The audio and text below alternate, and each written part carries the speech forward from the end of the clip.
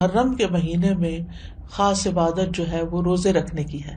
تو اس مہینے میں اللہ کی توفیق سے اگر ممکن ہو تو کثرت سے روزے رکھنا مستحب ہے. روزوں کے اعتبار سے رمضان کے بعد سب سے افضل مہینہ ہے. صحیح مسلم کی روایت ہے، ابو ہریرہ کہتے ہیں کہ رسول اللہ صلی اللہ علیہ وسلم نے فرمایا، رمضان کے بعد سب سے افضل روزے اللہ کے مہینے محرم کے ہیں. ابن رجب کہتے ہیں کہ یہ حدیث اس معنی میں واضح اور صریح ہے کہ رمضان کے بعد نفلی روزوں میں افضل ترین روزے اللہ کے مہینے محرم کے روزے ہیں، اور یہ سب نفلی روزے ہیں.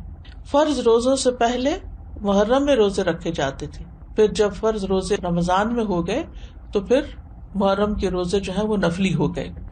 نبی صلی اللہ علیہ وسلم صرف شعبان میں کثرت سے روزے رکھتے تھے. عائشہ رضی اللہ تعالی عنہا روایت کرتی ہیں کہ نبی صلی اللہ علیہ وسلم شعبان کے مہینے سے زیادہ کسی اور مہینے میں نفلی روزے نہیں رکھتے تھے. مطلب آپ نے محرم کا سارا مہینہ روزے نہیں رکھے یا شعبان سے زیادہ نہیں رکھے.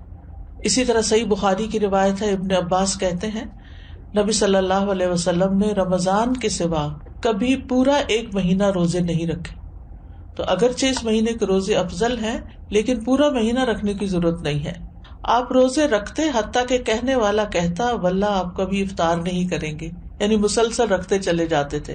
اور افطار کرتے یعنی چھوڑ دیتے روزے رکھنا حتیٰ کہ کہنے والا کہتا اللہ کی قسم آپ کبھی روزے نہیں رکھیں گے. تو اس میں آپ کا جو پیٹرن تھا تسلسل کے ساتھ روزے رکھنے کا وہ ہمیشہ کے لیے نہیں ہوتا تھا. اور یہ کیوں نہیں کیا آپ نے؟ اس لیے نہیں کہ آپ کے اندر طاقت نہیں تھی، اس لیے کہ امت کے لیے مشکل نہ ہو، کیونکہ امت میں بہت سارے لوگ ایسے ہوتے ہیں جو نبی صلی اللہ علیہ وسلم کی ہر بات کو کاپی کرنا چاہتے ہیں، ہر سنت کی پیروی کرنا چاہتے ہیں، تو پھر یہ چیز مشکل ہو جاتی.